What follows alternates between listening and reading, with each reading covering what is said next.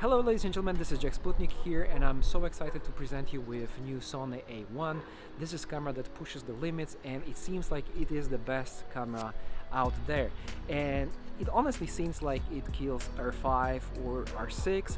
However, I'm not like Canon guy or Sony guy. I do shoot with Sony, but it's not like, Sony only. So I think that this is just great camera that everybody has been waiting for. And why? Let's find out. First of all, for photographers, 50 megapixels, continuous shooting at amazing speed, and autofocus that works without any blackout. It's just real time. You don't see any blackout. You just continue. You just click when continuous shooting, and you see everything like you would with naked eye. This is amazing. But I'm not so excited about all these tech specs that people are, talking about 8K or 12K or whatever K. I'm excited about new possibilities. So what's new? What really pushes this camera forward? For example, if you're a nature photographer, if you like to shoot birds or some animals and you want some reliable eye tracking, this camera can actually track eye of the bird in flight. I saw a real life example which is awesome, spectacular, and I'm so excited about it. And this is something that all the bird photographers and nature photographers really can appreciate and push the photography to next level, to next step. Okay, I gotta adjust my aperture. Okay, now there we go, we can keep rolling. So this is what excites me about photography. We also get 15 stops of dynamic range, which is absolutely spectacular, and this is something awesome both for photographers and videographers out there.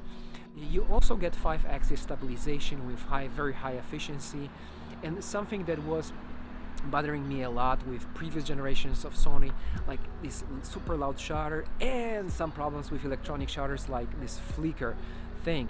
And now, ladies and gentlemen, I'm super happy to hear that they finally put a super silent mechanical shutter and of course totally silent electronic shutter that doesn't have problems with flicker. And when we talk about shutter, it also reduces this distortion effect when shooting some fast movements. I just saw this guy playing golf, and his golf club is just basically straight.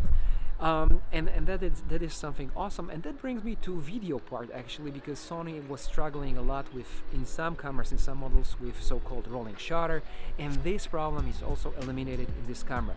I'm just focusing on the main things, on the things that you may want to know, not like all this blah blah blah about things that may not be that interesting, but about things that really matter in daily life. So no rolling shutter, or no rolling shutter, it's not true, like very little rolling shutter on that camera.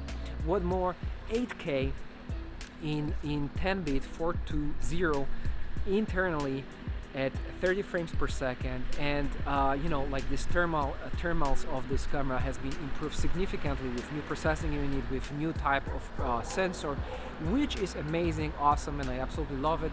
And why? Because you can record 8K, I think around 30 minutes.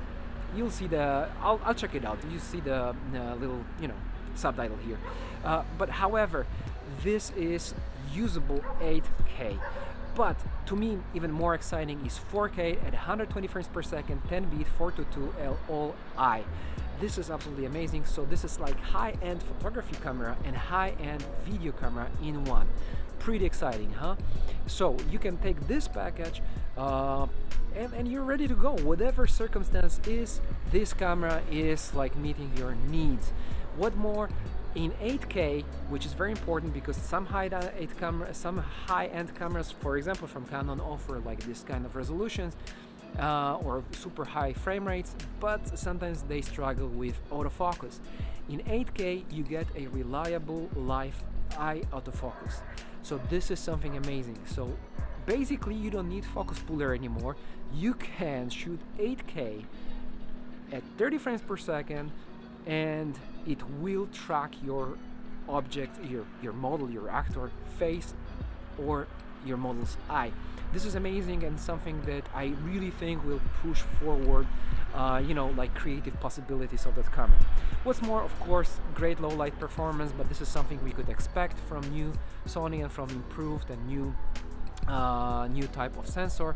But also what we really appreciated, it is super nicely connected to all the interfaces possible. So you get 5G super fast wireless transfer, you get a LAN fast transfer for those of you that work professionally and you want to download your pictures directly to server.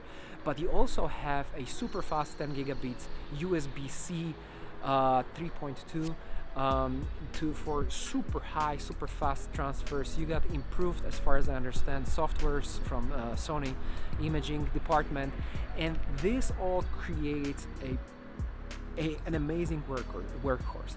The only question is the price. I'm not sure of the price yet. I hope maybe in comments below you guys know something about the price, about the estimated value for different markets of this camera, but I hope that they don't go too crazy with that. However they can, because it's the only camera at the moment right now that can offer these specs, unless unless Canon or Nikon comes up, or Canon for example comes up with R1 this year, but I don't know about that. We will see. Two things that I forgot about and I want to mention is S-Cinetone. S-Cinetone is a profile that is found, flat profile that is found in professional cameras like Sony Venice that that are responsible for shooting some of your favorite Netflix shows, for example. And so this camera can stand shoulder to shoulder against super professional line of Venice cameras from Sony. So this is something to keep in mind, something really cool.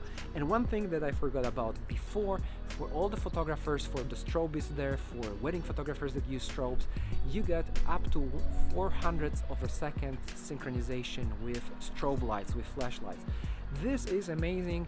I don't know any other camera that can do that. If you guys know any other camera that can offer that short sync time with flash without HSS, high-speed sync, then let me know in the comments below.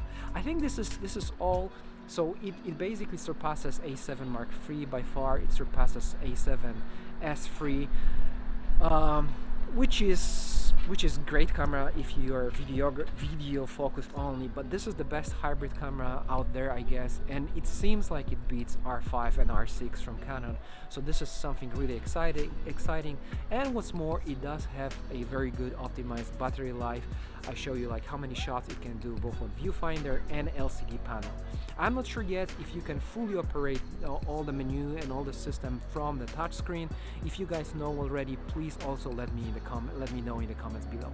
That's it for today. I hope you find this video informative and you enjoyed it. If you liked it, thumbs up. If you loved it, please subscribe. And I hope to see you guys soon, because for sure I'll be doing full review of that camera, which I'm excited and I'm waiting for it in near future. For now, that's it, and see you guys in the next one.